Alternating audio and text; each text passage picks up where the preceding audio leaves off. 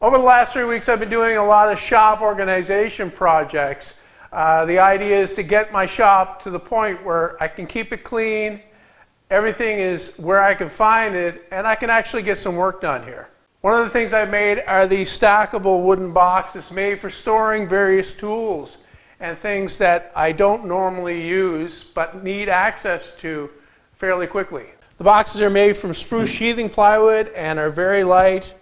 They've got a big interior space that I can fill with all kinds of stuff that I don't normally use. They stack up and lock together, and I've even made lids to cover them up. These boxes are handy, easy to make, and I'm going to go over how I did it in this video. To make the boxes, I'm using 1/2-inch spruce plywood. Here I'm cutting the sheet into more manageable sized pieces.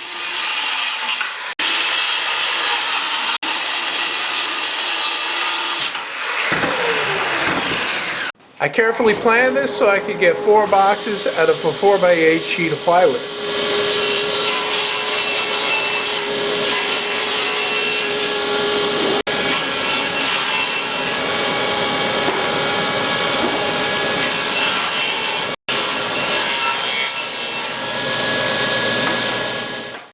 Now with all the cutting done, I've got 4 pieces for the bottom that are 14.5 square, and I've got 16 pieces for the sides that are 12 inches high and 15 inches long.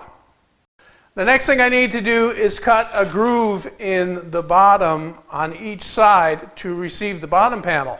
And I've set up a dado blade in my table saw. The dado blade is set to cut 1/4 inch deep and the fence is 1/4 inch away.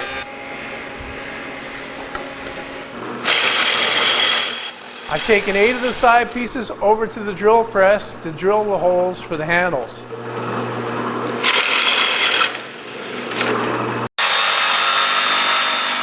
Now I'll just use a jigsaw to complete the cut. Now that everything else is done, I can move on to putting the boxes together. And for these, I've decided to use box joints to join the corners. Normally the thing that I use to make box joints is my box joint jig. In this case, I'm going to try something different. I've got my table saw sled here set up with this attachment that allows me to clamp the wood onto this and cut box joints. One advantage to using this is that I can cut really wide box joints, and I can also cut box joints in a great many pieces. And in this case, I'm going to be cutting the box joints in 8 pieces at a time. To get this set up, I'm going to put a backer piece in first so that any blowout happens on this piece and not on my finished pieces. Then I'm going to line up the rest of the pieces with the end of the fence here and make sure it's square to that. Once I know it's square, then I can clamp it on. Well, now that it's all set up and clamped in, I can move it back to the start position and start making the cuts.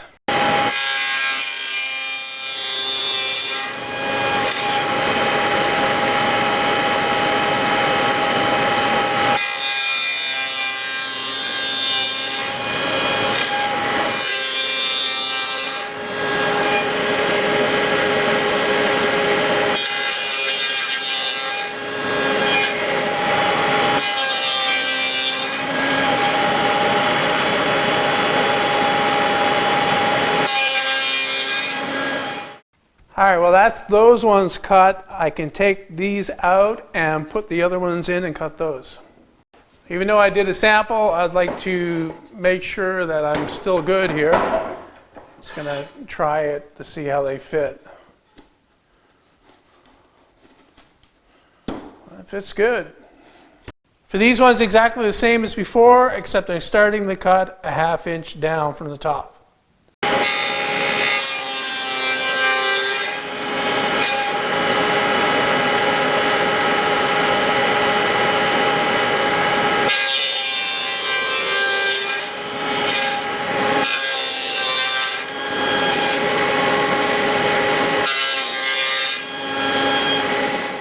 Well, they're all cut. I'll see how they go together. This corner goes together nicely. I'll put the bottom in.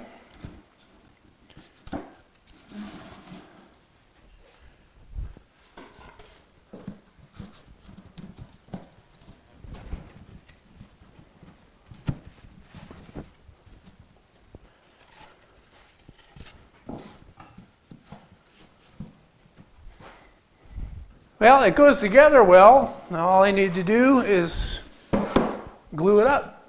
Now to glue this together, I've got them all joined together flat on a piece of cardboard so that I don't get any of this glue on my workbench. And then I'm going to be using polyurethane construction adhesive to glue the parts together.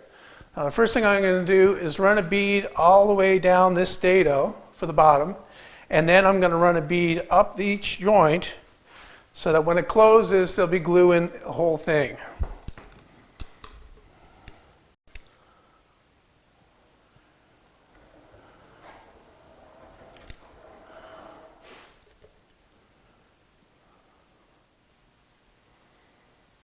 And it's just to take a bottom, put it in, and then I can fold the whole thing up.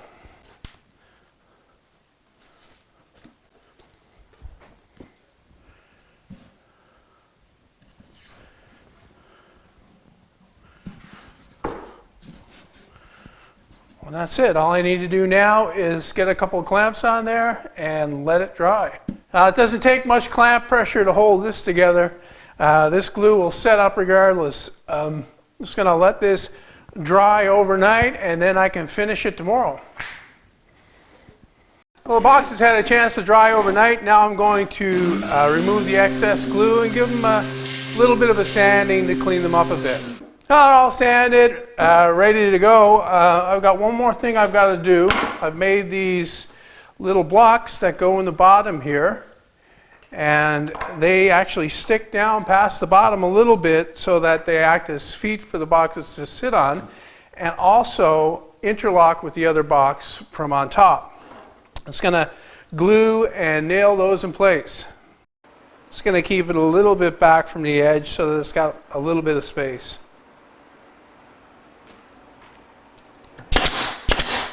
Using 5/8 inch brads to nail them in.